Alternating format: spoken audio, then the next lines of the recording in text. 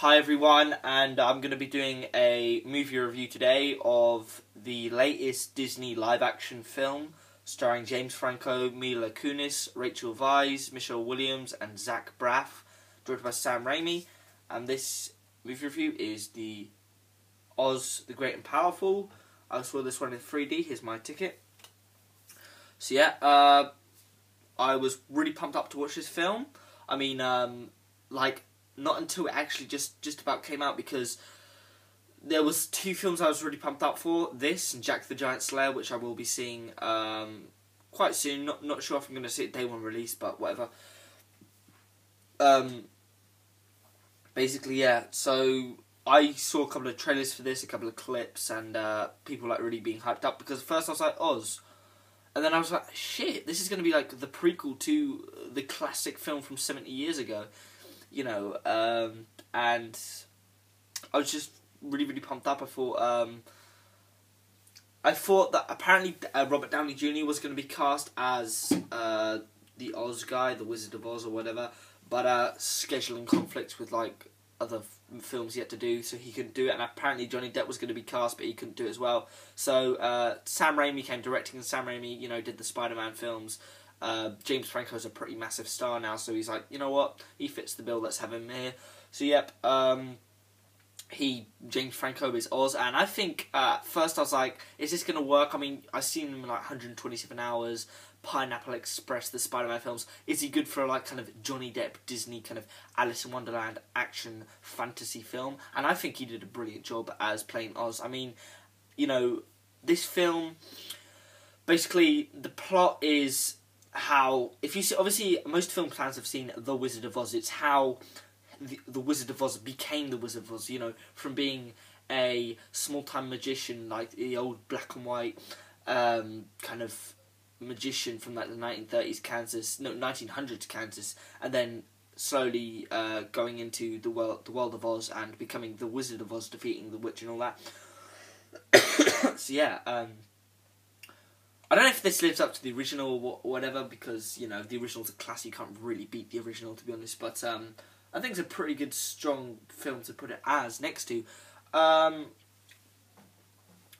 will get on to my thoughts of the film now, I guess. So yeah, basically, my thoughts of the film were, I enjoyed it. I didn't really enjoy it, I didn't love it, I was slightly disappointed, but I wasn't overly disappointed, like Sucker Punch or whatever, because that film I was so pumped up to see. When I watched it came out, I was like, that was crap. But this film, I didn't come out and say that was crap. I thought it was a really well made film. It could even be up for some Oscars, maybe. I know the Oscars have just been like a month ago, so if it will even include, I don't know, Best Visual Effects, it probably won't win. It might not even get nominated or whatever. Yeah, but probably a bit too early to be looking at the old Oscar nominations, considering they've just been bloody hell. Yeah, but the 3D in this was amazing. The 3D was definitely worth it. I mean, I've heard lots of people saying 3D, you know, Sam Raimi actually was a director who wanted to use 3D to actually educate himself about actually doing it, not just some stupid director who they've like found in some film school and just have hired him, and he just puts 3D for the cinema, you know, budget effect, box office. Fuck that. If you're going to have 3D, use it for the film. If you're going to have 3D, use it to come out at you and actually give the film an effect. You know, very few films have done that. You know, Hansel and Gretel, Witch Hunters have done it, Oz the Great and Powerful, and especially Life of Pi, all them three films, and The Hobbit, all of them are actually films like from Ang Lee, you know, Peter Jackson and Sam Raimi, and I'm not really sure who directed Hansel and Gretel. I think it's Tommy Wirkola. They're all directors that actually use 3D for a good purpose, for actually showing it out at you. But yeah, Sam Raimi did a great job actually putting it, you know, so it would actually, you know, come at your face. It would give it a nice effect. I want to say a bit about the female casts. Yeah, I think Rachel Weisz was a brilliant choice. She's one of my favourite actresses, not just because she's married to James Bond, Daniel Craig. You know, she's also in like The Mummy, which Mummy 1, Mummy 2. She's in About a Boy, The Bourne Legacy, Enemy at the Gates, and this year, really good actress.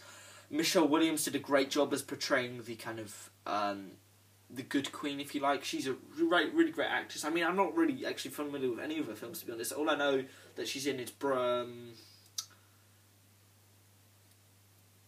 Valentine, and I'm not really sure actually what she's in. That's all I really knew from her. And then Mila Kunis is just beautiful to look at, but not actually that much at the end of this film. She's not really that nice to look at. If you've seen the film, you know what I mean. At the last part, she's really not that nice to look at. But throughout the beginning, yeah, she's beautiful. You know, obviously I'm familiar from her from my favourite TV show, Family Guy. She's on Ted, Friends with Benefits, and that. Yeah, I actually really enjoyed this film. I didn't overly. I did kind of a little bit overly anticipate it, but I didn't like overly anticipate like something like Second Bunch, because sometimes you can overrate films so much and anticipate them, wait so long, watch them, and just, you know, they didn't live up to everything you wanted, because, you know, you can't decide what a film's going to be like. It's either good or it's bad. And yeah, I thought this film was actually pretty good. So yeah, I see us The Great and Powerful. I'm going to give this film a 7 out of 10, 7.5 out of 10 to be generous. I think it's a good time at the cinema, good, or the movie theatre or whatever, good popcorn fun, good Disney film. You know, James Franco did a great job, Sam Raimi, Zach Braff as the monkey. Yeah, I really enjoyed this film. I'm going to give it a 7.5 out of 10. Thanks for watching, guys.